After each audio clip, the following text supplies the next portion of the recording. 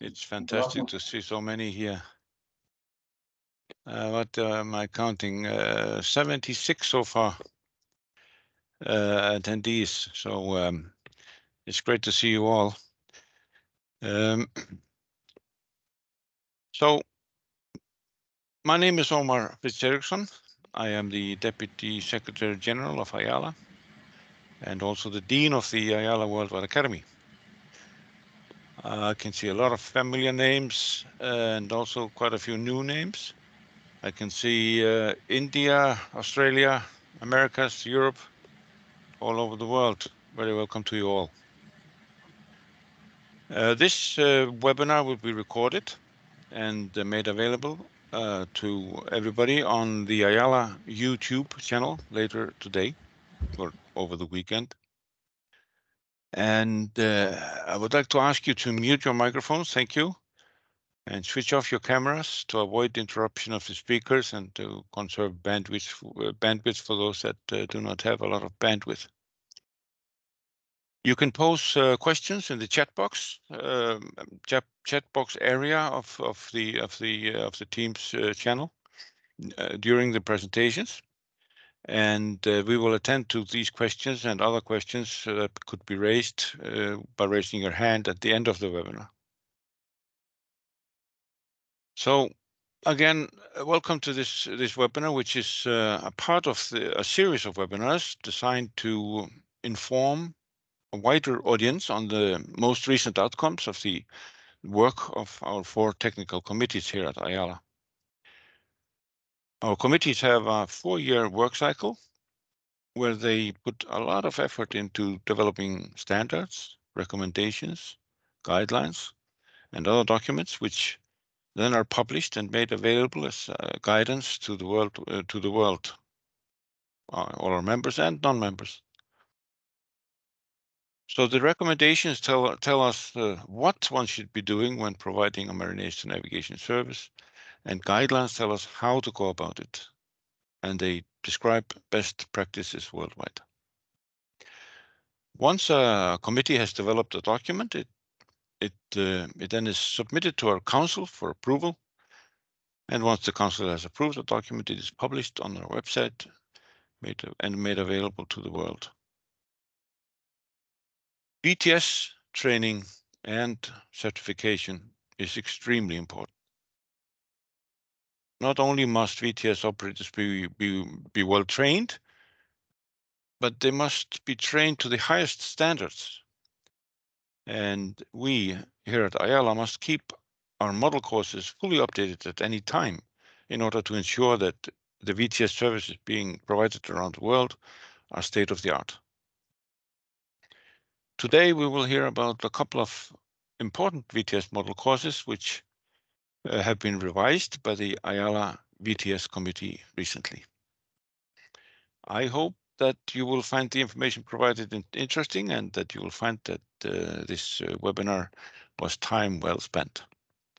I will now hand over to Ms. Monica Suncliffe, who is a senior advisor at the Swedish Transport Agency and the chair of the VTS committee. You have the floor, Monica. Thank you so much, Omar. And hello, everyone. Happy to see so many of you joining this webinar. And as Omar introduced me, I am Monica Suncliffe, and I'm the chair of the VTS committee. First, I'd also like to wish you a warm welcome to this webinar that will give you more information on 2 of the recently revised and updated VTS model courses, namely VTS Operator Training, C0103-1, and VTS On the Job Training, C0103-3. Working Group 3 of the VTS committee has worked with them for several years in order to update and harmonize the contents, and the documents were finalized at our last session of this working period in September 2022, and that were approved by Ayala Council in December 2022. This is the 3rd major edition of both model courses, but I remember very well when I took active part of the complete overview of them back in 2009. This means that it has been 14 years since the latest major revision. How time flies. That was when we still were calling them V103-1 and V103-3. But I hope you don't have as much problems in remembering the new names as I have recently. They all go better in the mouth, so to speak. But back in 2009, the methods and techniques used in these revisions may have been different compared with the work done today. But I know for sure that both revisions have one thing in common, and that is all the hard work and engagement that the participants have done when discussing, formulating, structuring, and restructuring the content so that it will be as good as possible. Because, as you probably already are aware, training is one of the most important issues to provide for in order to get safe and harmonized operations. And by those words, I will give the floor to Gillian and Stefan to explain more in detail what has been changed in the model courses. So first out is Chair of Working Group 3, Gillian Carson-Jackson. So please go ahead, the stage is yours, Gillian. Thank you very much. That's wonderful. I'm going to share my screen. And there we are. You should be able to see the presentation now. So with that wonderful welcome and introduction, thank you very much, Monica and Omar. I'd like to move into the body of the webinar, and that is the introduction of the revision of C0103-1 and C0103-3. So that is the VTS operator and the VTS on-the-job training program. To start with, I wanted to do a bit of a walk through the history, and Monica has already mentioned the review that was done in 2009. There was some further review as well, but let's start at the very beginning. In 1996, at the Ayala VTS Symposium, there was a challenge that was posted, and Ayala accepted that challenge to create standardized VTS training. Now, within that concept, we actually began with an ad hoc VTS training working group. So yes, there was a time when the VTS working group 3 was not part of the VTS committee. We are now then moving forward through recommendation. V103 was approved in 1998, and you can see the path that we've taken to where we are today. In 2019, we actually started this very focused review at VTS 46, VTS 47, to review all of the V103 documents and the associated model courses. And within that time frame, we have done the change of the name to meet the new Ayala naming conventions. Up to 2022, that's when we had the approval of the C0103-1 and 103-3. And now we are in 2023, where we are looking forward to the ongoing review of the supervisor course, C0103-2, the on-the-job training instructor course, C0103-4, and the C0103-5. Can I just confirm that you can see my screen? Yes.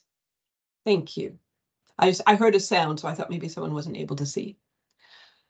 So we are building on success. We're building on success of the work that has been happening since the late 1990s. Within that framework, we have this review ongoing of the Ayala work program. The 2018 to 2022 work program included this review of all of the related documents and the model courses V103-1 and V103-3. In our review, we started with some ground rules, and that was because of the long-standing history of the Ayala VTS documents, there was acceptance that the existing documents really, for the most part, worked. They were a bit out of date. We needed to update them, but the current version provided the basis for the review. We needed to ensure that qualification and training was clearly defined while offering options for different approaches within a framework of consistency. We also needed to start with the overarching documents and then move into the model courses. which is why we did that hierarchical review of the recommendation, the guidelines into the model courses, which Omar expressed so clearly in his opening. And we've been using the new online tools for timely results. And of course, we've now moved to the new naming convention. There is a holistic approach that we took to this. In the timeline of the review, IMO Resolution A1158-32 was issued. So that means that with 1158-32, we had some changes that needed to be done. We wanted to create a model course format that was consistent across all the model courses, and that it would support instructors for the development work, but also it would provide consistency for those who are auditing those courses. We took into account the entry requirements, which are identified in that Ayala guideline 1156, and we looked at the delivery of model courses within the competence levels. So consistency in training was really high in our minds, and the fact that there would be an assessment process that would reflect the content and the competence levels. So that sort of sets the scene for the overall review process that we took. I want to take a focused look at the VTS operator course now, and then I will pass to my vice chair of Working Group 3, Stefan Prim, to look at the C0103-3. In the review, I'm going to focus on the modules, the competence levels and assessments, the move to this timing for range of time rather than a set suggested time, and I want to talk a little bit about implication for existing training programs. I know that many of you online are delivering VTS training yourself, or you are auditing VTS training. So I want to go through at that level to help support and to perhaps address any questions that you might have. I will say at the end that we will provide time for questions and answers. So how do you find your way around the document? That's always the best part to start with. So we used to have multiple parts. We have now condensed that to Part A and Part B. Part A is fairly consistent between the model courses that we're developing. It will provide that introduction, the purpose and the objective. It gives you an outline of the curriculum, identifies entry requirements, makes reference to that recognition of prior learning. And indeed, we have a guideline on the recognition of prior learning. It looks at training staff and their requirements for facilities and for equipment, the qualifications of training staff, and also looks at the delivery of the model course and the assessment. So that's Part A. Part B is the modules. And for each module, there is a subject framework. There is an outline table and there is a detailed competence table. So I'm just going to point first to an outline table. This is an example of an outline table from the from the C0103-1. It highlights the subject areas, the recommended competence levels, and you'll see that's very similar to what's in the existing model course. This is a bit different. We talk about recommended hours, but a range of hours. And this is actually in line with what IMO is doing with their model courses. We have to acknowledge that not every student learns at the same rate, and that we provide training that is required to meet the outcome, the competence level. And in some cases, that might take a little bit longer. In some cases, that might not take quite so much time. So we've provided a range of recommended hours. And then the detailed competence table, which I'll get into a bit later. So let's look at the modules. I guess this is probably where the biggest change is that you'll see when you look at the model course. We used to have 8 modules. We are now with 7 modules. But actually all the content has been included, it's just been revised. We no longer have a module specifically devoted to VHF radio. Where appropriate, we moved elements to communication or we moved elements to equipment. But we do recognize that in order to work in VTS, you must have a license to work on the VHF radio. And that's under the ITU radio regulations. So each nation will set the requirement for the VHF radio communications. So I guess that's the biggest change. The one that we worked on to acknowledge the existing training out there was Module 4. Module 4 remains nautical knowledge. Nautical knowledge is one module where a lot of prior learning, assessment, and recognition is coming from. So we maintained that as Module 4. We maintain the language element, but looking at communication, coordination, and interaction. And one of the entry levels is that you will meet the language requirements that are identified. And that has not changed, that remains the IELTS, band level 5. A new module on legal framework, recognizing the structure that we need within the VTS training to ensure that we understand the legal framework, the legislative structure, and the responsibilities of the VTS operator within that legal framework.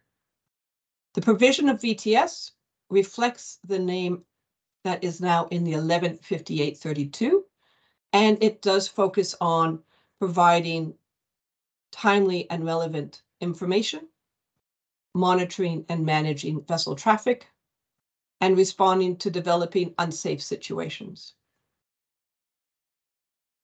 Personal attributes is actually, correction on that one, personal attributes is actually now titled human factors. And human factors is now in Module 6.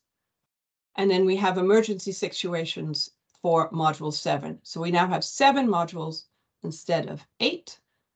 And I will make that correction on the final version of this presentation. It is now human factors. We originally called it personal attributes, and we changed that to human factors.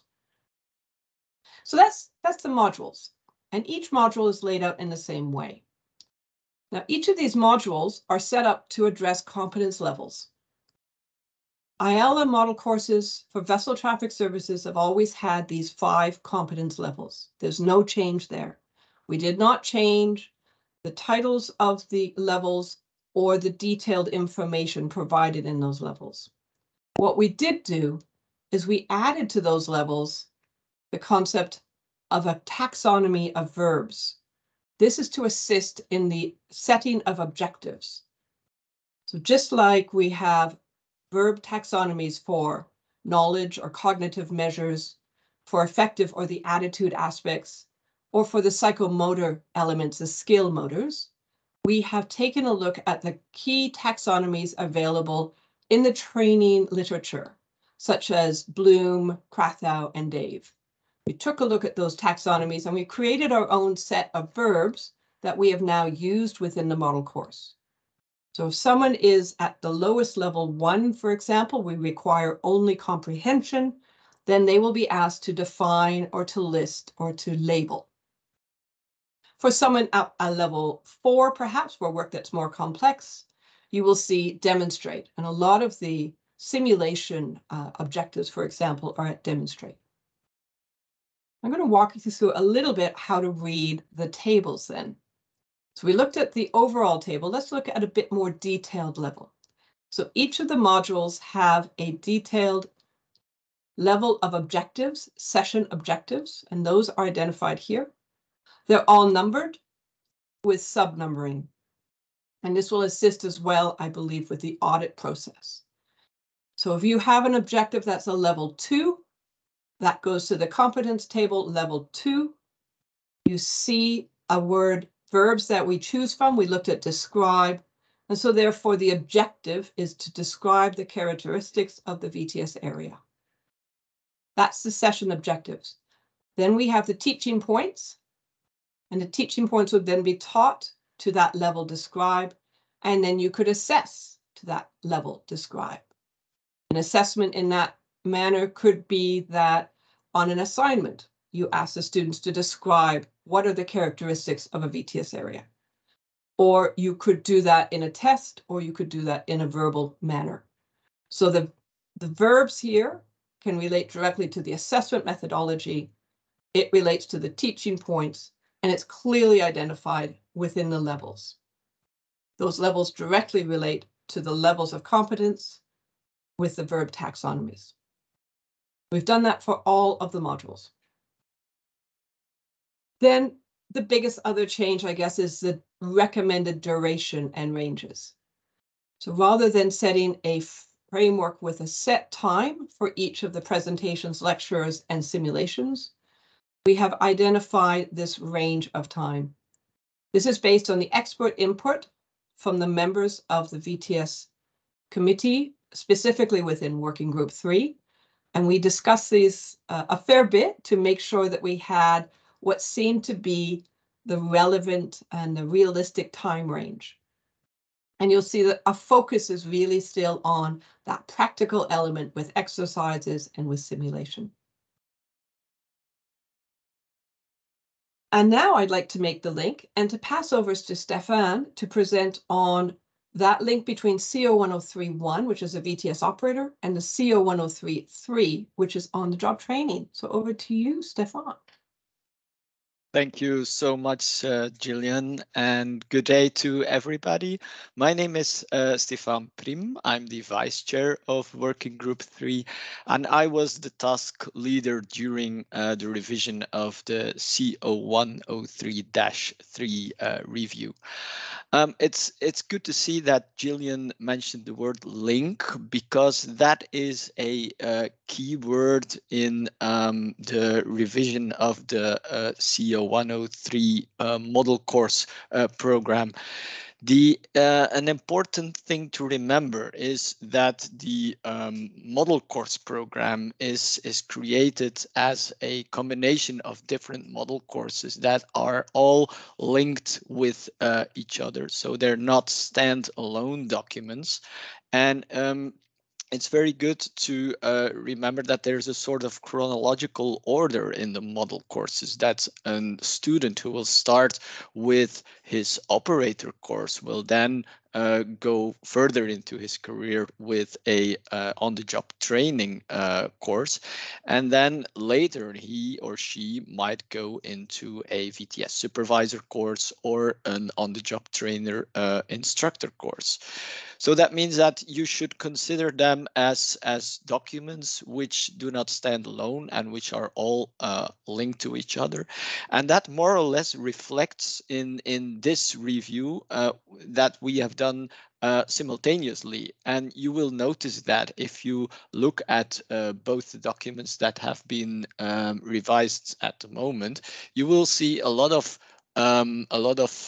core elements, also the ones that Gillian mentioned during this presentation. They will come back in the C0103-3 model course. We have chosen to use a module format in the C0103-3 model course. If you remember the older version, there was, I think there was mentioned the word modules a few times, but the content of the model course was actually more a list of topics which could be addressed without further guidance. And that's a big change that has been done. We've put a lot of meat to the bones to make sure that we can provide a lot of guidance for on-the-job training instructors delivering C0103-3 training. There's a consistent approach between the two model courses. There's the part A and part B that Gillian mentioned. That is also present in the C0103-3 model course. And then we also introduced, just like in the operator course, we introduced the detailed competence tables in the same manner as for the operator training. This means, and this requires some efforts, some extra efforts for the on-the-job trainer instructor. And I would like to stress out the importance of the role of the on-the-job trainer instructor and the importance of the revision that is planned for the C0103-4 model course, which is happening later this year. So please bear in mind that you should look at the model courses as a combination of different courses that that VTS personnel should undergo. And even as a on-the-job trainer instructor, I would advise you to have a look at C0103-1 as well. Even if you're not teaching it, please have a look at it and make sure that you are aware of the content of the model course C0103-1 as well. If we look at both the model courses, the course objectives are the same. They are lining up with the IMO resolution A115832 that was approved by IMO Assembly last year. There's a consistent approach in the course modules, which means that modules that appear in C0103-1 model course will also appear in C0103-3 model course. But it's very important to remember that they are aligning with each other, but we do not want to repeat what's in C0103-1. So the overlap, we tried to avoid that as much as possible, but that means that an on-the-job training instructor or any training staff who is teaching C0103-3 has to be aware of what the content is of the C0103-1 model course, to avoid that you are repeating and teaching stuff that has already been taught. The entry requirements for C0103-3 have been changed slightly. The basic entry requirement is that the student is holder of a operator certificate. However, if a VTS provider has no possibility of sending their students to an operator course, then some parts of C0103-3 could already been given prior to finishing the operator course. We've had some lengthy discussions on this, and I can understand that it's not always easy to have to start with an operator course because that is not always available. But I should advise you to be very careful with that and have this kind of working agreed with your competent authority, because the competent authority will be responsible for approving using the C0103-3 prior to finishing the operator course. The training staff, of course, is really important. I've mentioned training staff, so it's not limited to the on-the-job trainer instructor. We've had some discussions on that as well, and it could be very useful to have other people involved in the training, perhaps a VTS training manager, maybe some technical support, maybe some VTS operators who are not trained to be an on-the-job trainer instructor, but they may assist in the delivery of C0103-3. With regards to training staff, there is some valuable input on this in the Ayala guideline 1167, if I'm not mistaken, and that's the Ayala guideline on VTS management. There's a separate chapter on VTS training there, so that could be useful for the delivery of C0103-3 as well. We've introduced the competency levels, just like in C0103-1, which means that a lot of extra efforts will be required from the on-the-job trainer instructor. And like I said, this will reflect in the revision of the model course C0103-4. Next slide. Yes. This is the overview of the modules. As you can see, I've used the term syllabus. That was the term, the word that was used in the previous version of the module course. We've used now the modules as they are mentioned in the C0103-1 model course as well. Not too much has been changed here, apart from the local publications and regulations that has been broadened to a legal framework. The traffic management is gone, and there is provision of VTS as a separate module now.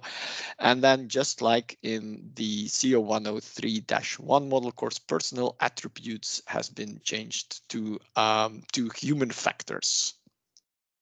So there is no, the list of topics is gone, but there is a detailed table with that covers all the objectives, that covers elements, sub-elements, and levels of competence.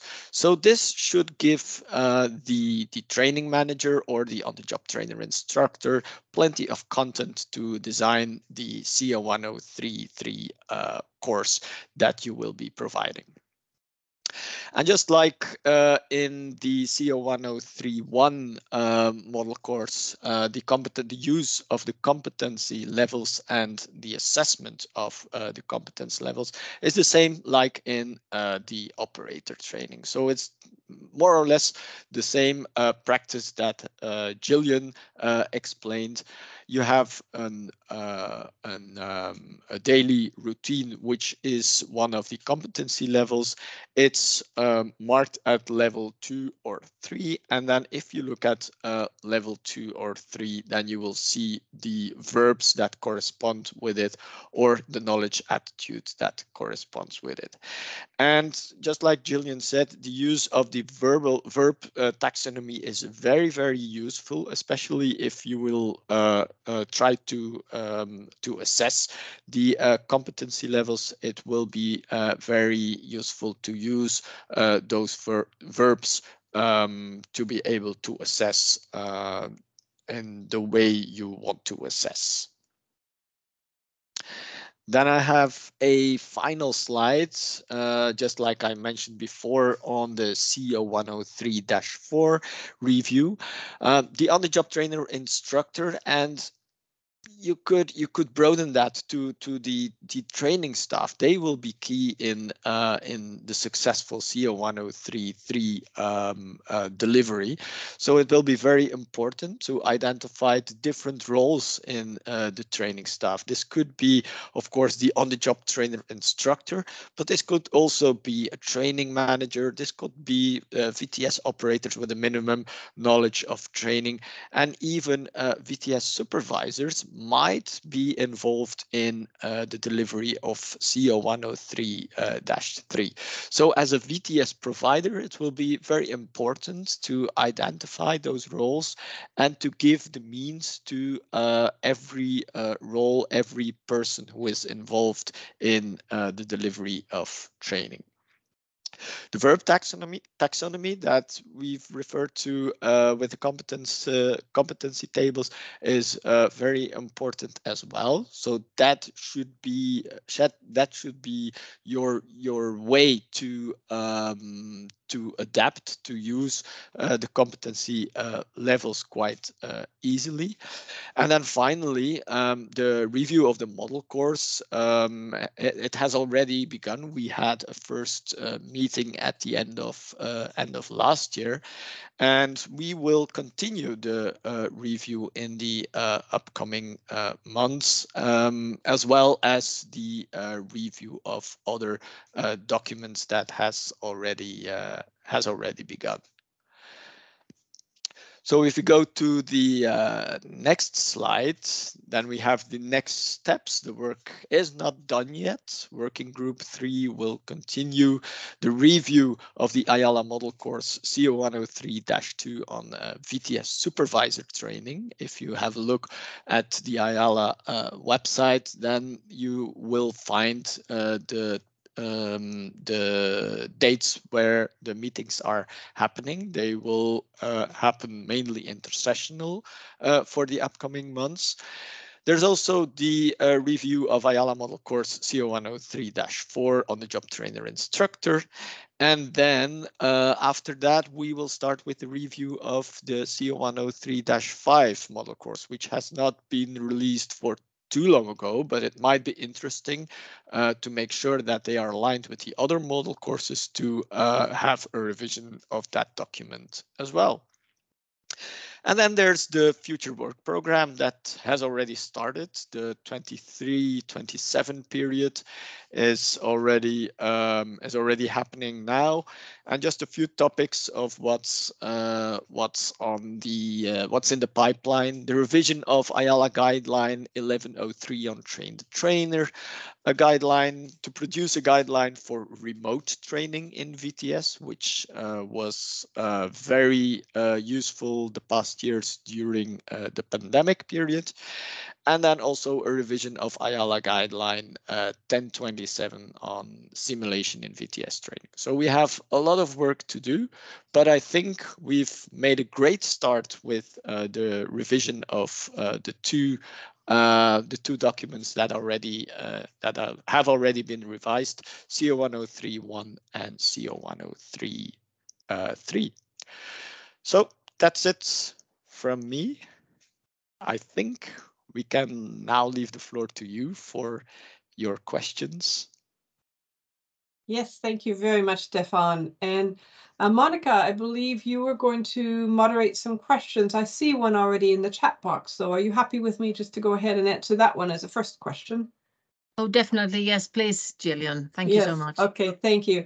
And a very good question. It is something that we have discussed a significant amount, and that is the prior learning assessment, the accreditation and assessment of prior learning. I'm just going to take off the slide here for a second. So the assessment and accreditation of prior learning, my camera decided not to work. Yes, it will reflect the duration in the number of hours. So if you are providing a prior learning recognition for an element that is identified in there, then that can be identified within those number of hours. So it might be that you have someone who is, for example, a communicator with the police. We've had that come through our course. That means they've got a lot of very good communications. They're very good under stress. And so therefore you can reduce some of those hours. But it would be definitely related to that accreditation of prior learning. And within that guideline, it identifies ways that you can quantify the assessment of the prior learning. So that's through a certificate, through a test, or through a review of certificates, confirmation of marks. You've got options within the guideline on that. So yes, the number of hours, the range could be reduced if the student has prior learning in a certain area. There are a number of areas that it would be very difficult to get prior learning in without doing the actual job of the VTS though. And so that's my answer to that question. And open for any further questions. You can stick them in the chat box, but I'll pass to Monica if you would like to moderate questions. Exactly. Thank you so much for that, Gillian. And let's see, there's another question. Any specific dates for transition of V103 to C0103? Which one would that be? So I can answer that one. And the concept is that I don't believe Ayala is putting a specific date in. The new course has been approved and is issued. So from that perspective, the C0103-1 that was approved in December of 2022 is the active model course. Now, it depends to the competent authority who will then identify when the transition will be required. My competent authority has advised me that I am to teach to the new C0103-1 by April, so next month. But that will be from the competent authority to identify to the training provider. As a training provider, I would confirm with your competent authority, the authority that has accredited you as a training organization and approved your model courses, to confirm with them when they expect you to be teaching to the new model course. But from an Ayala perspective, V103-1 is no longer valid. It's C0103-1 that's been approved in December 2022. Thank you, Gillian, for that response. And we have another chat question here. For competent authorities that require VTS providers to conduct annual assessment of their VTS operators, would you recommend using the C0103-3 modules and competence levels as the basis for those annual assessments? Is it Stefan or? Yeah, I think I'll pass that one to Stefan. Yeah, it's a good question, and it sort of reflects the situation where we're in now, because C103-3 has been revised already, while C103-5 has not. So what I would advise is, of course, to use C103-5 as a basis, but C103-5 has no competency levels mentioned. So if you are doing a refresher training of C103-3, then I would it would seem logical to use the competency levels that are mentioned in C103-3, and it will probably be reflected in the next version of C103-5. So if you are already using the competency levels as well now, then you're already ahead of the next model course. So yes. Thank you for that. Thank you, Stefan. Looking to the next question here. Can we still train using V1031 modules while preparing transition to the new revised module, C0103? I think that Gillian, maybe? Yes, and I'll respond to that. It's very similar. Sorry, my camera keeps stopping working, but it's very similar to the answer for the other one. Is that would really be up to your competent authority to confirm that that's agreeable.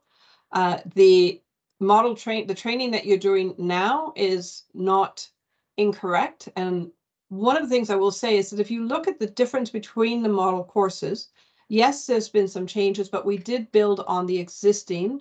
We kept what was good. And there's a lot of experience, and there's a number of organizations. There's 22, 23 countries training already to the existing VO103-1. The VO103-1 has been upgraded though. So check with your competent authority to find out whether or not the C0103-1 is going to be acceptable for the training. So if you can do the VO103-1 and have that agreed. I am currently at this moment teaching a VTS operator course, and it is still based on the VO103-1, but I have updated content to reflect CO103-1. However, the competent authority I work for has given me until April next month to implement the new one. Thank you, Gillian. The next question is if the notification of the webinar was mentioned, C1003-1 and C103-3 was this purely a typo? And yes, it was a typo. I noticed this after the email had been sent out, and it was not possible for the Secretariat to change that issue, but it was at least changed for the all the other documents that were provided on the web. So yes, sorry about that mistake. Thank you anyway. Next question is, what are the prerequisites for a VTS operator? Could someone be trained without any previous nautical experience? Or Ayala recommends that every operator have previous maritime experience? And that is a very good question, and very a lot discussed in the VTS committee. And I think it is very different depending on where and which country you actually have. But Gillian or Stefan, would you like to add something to this? I'll go first, and then I'll pass to Stefan. Yeah. So in my experience and in my teaching both in Canada and in Australia, and indeed with VTS students from around the world, just like in air traffic control, you don't have to be a pilot to be an air traffic controller. In the maritime world, you don't need to be trained, have a previous maritime experience to be a VTS operator. The Ayala courses have always been developed with that in mind. So we called it initially an ab initio, or from the start training program. So the new model courses are developed with that same manner, For example, the module 4 is the nautical knowledge, and that really is that module that can be identified as being possible for prior learning assessment for someone with prior maritime experience. However, there's a lot that's involved in being a VTS operator that is not related to someone who has previous maritime experience. It's a very specific skill set with the monitoring of vessel traffic within a water area, within the VTS area, and not a specific vessel within the VTS area. So those are skill sets that do need to be trained.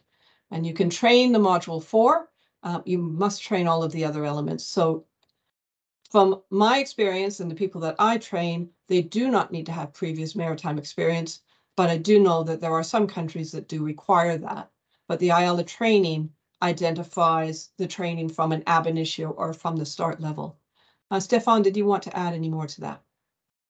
No, I completely agree with what you just said, and it's important to know that if a nautical background is required, that this will probably reflect the duration of your operator course. So it's something that you have to bear in mind. Some countries do have enough candidates with a nautical background, others may not, and if you don't, then it would be recommended to consider the C0103-1 course as a whole, and make sure that all elements of the course are covered.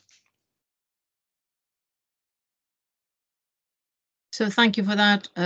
Next question is, so the version of C0103 is the improvement of V103, or is the same module? And I think that for everyone's knowledge, C0103 is a renaming of the series of model courses on VTS training that used to be V103.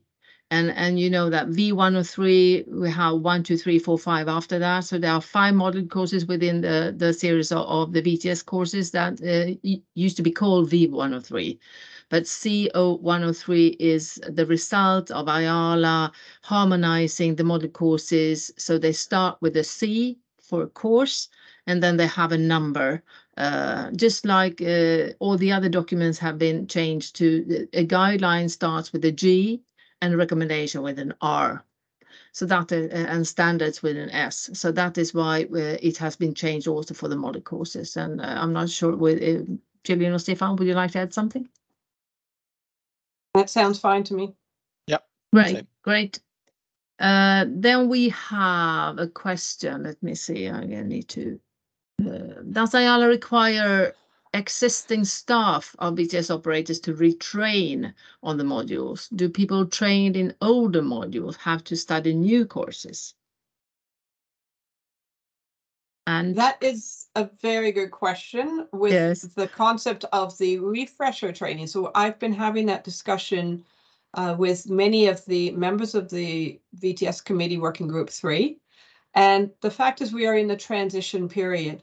If you look at the actual content, the refresh review has actually identified the new format.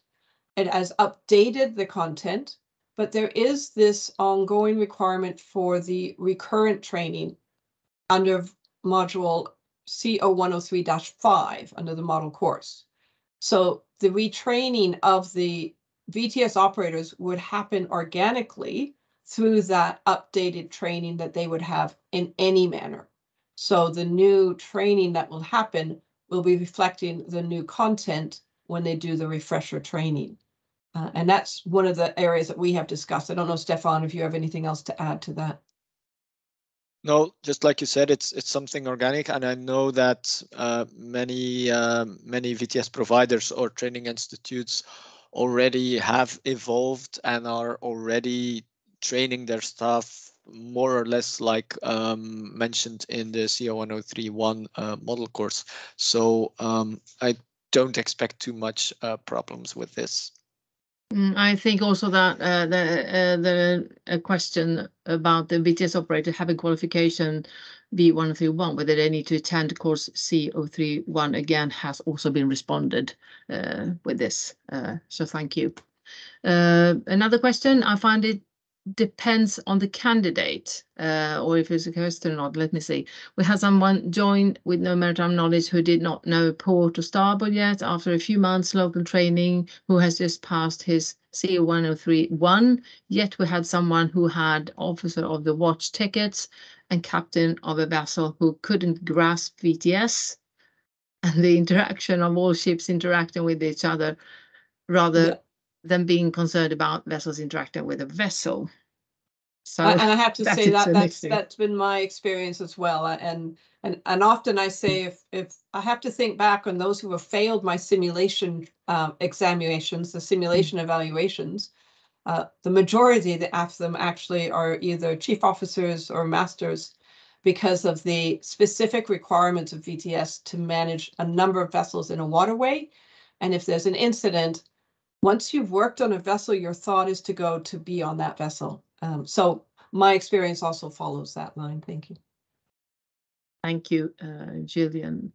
Then we have in entry requirements of C103-1, it states the training organization may determine and document any additional course entry requirements, for example, due to national requirements of tailoring the course for the student's intake. So would the training organization need approval of the Competence Authority if they introduced language, literacy, numeracy, and digital literacy tests prior to accepting students on the course?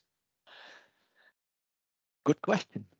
Yes. That's a really good question. I hadn't thought of that one. That's a good question. I would say that would be for the Competent Authority. They would determine any additional requirements. And if that was to be an additional requirement, it might be suitable, especially digital literacy right now, the way that everything's going. We're talking about digital intelligence. And to introduce that as a test prior to being accepted for the course would be, at the moment, I think, something that the Competent Authority would discuss with the training provider. Yes, thank you. So next question, as we know, in aviation, there is aviation English language test for pilot and ATC, air traffic controllers, that is. SMCP is the base of maritime communication. Will Ayala has any discussion about maritime English test for VTS operator? Now, that is also a very good question, because there is a work item for the next work program. Yes. I'm developing just such a test. Yes. So we will see whatever that task will end up in. But it has been discussed a lot within the VTS committee about the English tests. Yes, it has been. So I see no more questions. There is a hand. I think you missed a couple of questions. Yeah. Before Did I really? It's yes, because it's flowing. Please, can you? Yeah. In that case, I saw a hand as well, but. So there is one that's a good question, which is about the present V103-2 module contents are repeated from the V103 course contents based on 857.20. So what we are currently doing, the question actually is, should the authorities, institutes wait for the revision to complete to start implementing new C0103-1 course contents? So I would say that the C0103-1 course contents are there now.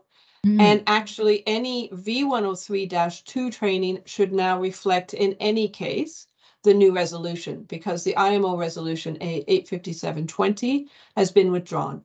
So any training, even if it's still under the V103-2, should be updated, noting that the V103-2 is under revision, and the C0103-2, we do hope, would be available at the end of this year. That's if we can complete the review and have the approval of the VTS committee in September, then the goal would be to have that go for approval. But in any case, any training that's happening now should be referring to the A1158.32 and not the A857.20. Exactly. There was a question also on the minimum eligibility criteria for entry into VTS operator course, and we've discussed a little bit about it about that. But Any comment on that as well? Competent. Oh, sorry, I'm looking at another question. So the criteria, I think we responded to that one. That one there. There's an interesting one about whether the competent authority for VTS training should be the same as the national VTS competent authority. Yeah. The last one there, yes. So the competent authority, to my understanding, is the competent authority. So under the IMO resolution A115832, there's a competent authority, a VTS provider. And so therefore the competent authority would be the competent authority to approve model courses, to accredit a training organization and approve the model courses that they deliver. Exactly. Being a competent authority myself, I would hesitate to have another competent authority only for training. It is the competent authority for VTS that should set the requirements and all the rules and regulations around it. And they should also, of course, set the training. And I think that is very clear in the new resolution, actually, what the responsibilities of the competent authority is. Very true. Right. Yes. So there's another last one. Let's see. The time is soon up here. Are there any plans in future for some course for local port service operators? Well, we have not included that in our task for next working period, I can say, and we have had some issues on discussion of the port service operators. We do have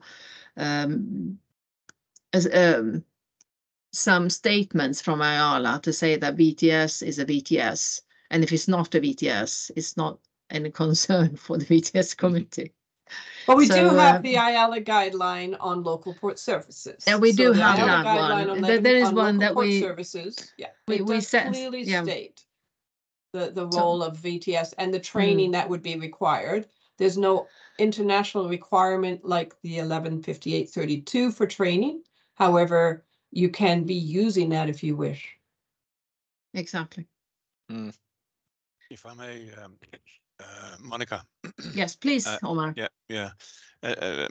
In my capacity as the Dean of the Worldwide Academy, so we have actually detected some need for some training or education relating to what we could call local port services, and we are currently conducting an induction course for a number of people around the Red Sea. On behalf of the IMO, who found that that would be a good thing. So we are considering how to respond to this need, and but it would not be any kind of a full course, VTS course. It would just be introduction to various elements of VTS, such as radio communication, etc. Thank you, Omar. Thank you for that input. Yes, we will see whether it is needed or required actually among the participants, but it's not within the present work program. I see also a question on if there are any, sorry, first of all, got a comment here from Australia with very good questions and responses in this Q&A session. Would it be worth considering putting together a fact type document for VTS qualifications and training? And I definitely think it would. So thank you. We can process this afterwards with the questions and try to set some facts on this. Wouldn't you say that would be a good proposal, Gillian? Yes, I think that's a very good proposal. Thank you. Yes, thank you so much. Also, are there any plans for implementing a VTS manager course? And yes, there has been plans for that, and even within our program. But during the discussions of that, it ended up to be a guideline for VTS managers, as I believe. Maybe Gillian or Stefan can name that one. Yeah, that's correct. We have indeed the Ayala guideline 1167, which dates from December 2021. That covers all aspects of VTS management. And there's a separate section on selection and recruitment of VTS management, and also a section on management competencies, which may provide some extra input on that. An important thing to know is that the VTS manager, the person who is asking the question, the role of the VTS manager, we sort of discussed that during the work on 1167, and we identified that there is more than one managing role within a VTS organization or within a VTS provider. So there's many people involved in the management of a VTS, and this is reflected in this guideline that should answer a few of your questions, I hope. Thank you, Stefan. I was actually thrown out for a while. Yes. Suddenly turned down here. But we have actually come to the end of this session. I really would like to appreciate all the comments and questions that you have put here. You've been very active, so thank you much for that. And also, I also would like to thank Gillian and Stefan for these exquisite presentations on the revised model courses. And I must say that I'm very proud of the work and the developments that has been done as regards to VTS training as a holistic approach, and also in line with IMO training documents. I really hope that you can bring the changes to your own VTS training, both for competent authorities, for VTS, as well as for VTS providers and VTS training organizations. And by that, I'd like to hand over for the final comments to Omar. Thank you, Monica. And thank you all. This has been quite an interesting session. Excellent speakers and presentation. Thank you. And excellent work by the VTS committee, by the way. Very grateful for that, of course. As many of you will know, the VTS committee is 100+ people that get together twice a year in normal years and do a lot of work, also intersessionally, by the way, which has become a kind of a new element of how we do work in Ayala. During the pandemic, we couldn't get together, and the work was spread over a longer time period. And now we have a lot of intersessional meetings where work is progress. So that's very good. I actually picked one more question up here from the chat, which was from India, DGLL. The competent authority in India is asking at which Ayala Council meeting the V103 to C0103 transition was agreed. And basically the decision to rename documents, it was taken a long time ago, I can't remember when, but the C103 model course was approved by the council. I think it was the last council, right? In December. And there was no discussion about the transition arrangements to go from the old V103 to C0103. So that is up to the, as has been stated many times today, that is up to the competent authority to decide exactly how they want to play that. And in one case, as was mentioned, the time period was quite short. The requirement is that VTS training will fulfill the C103 in April, which is about 3 to 4 months transition period. But it's up to you, DGLL, as the competent authority, to decide exactly how you want to do this. I think for me, since the time is over, it only remains to thank all the participants for their interest. There were about 130 almost, which is very impressive. And thank you for all the very interesting questions, which we will try to capture in a FAQ manner and make available. So thank you all. This webinar is formally closed. Thank you. But the channel is still here if you want to chat. Yeah, bye-bye. And the channel will still be here. Yeah. I think some people would like a copy of the presentation. I'm not quite sure how the best is to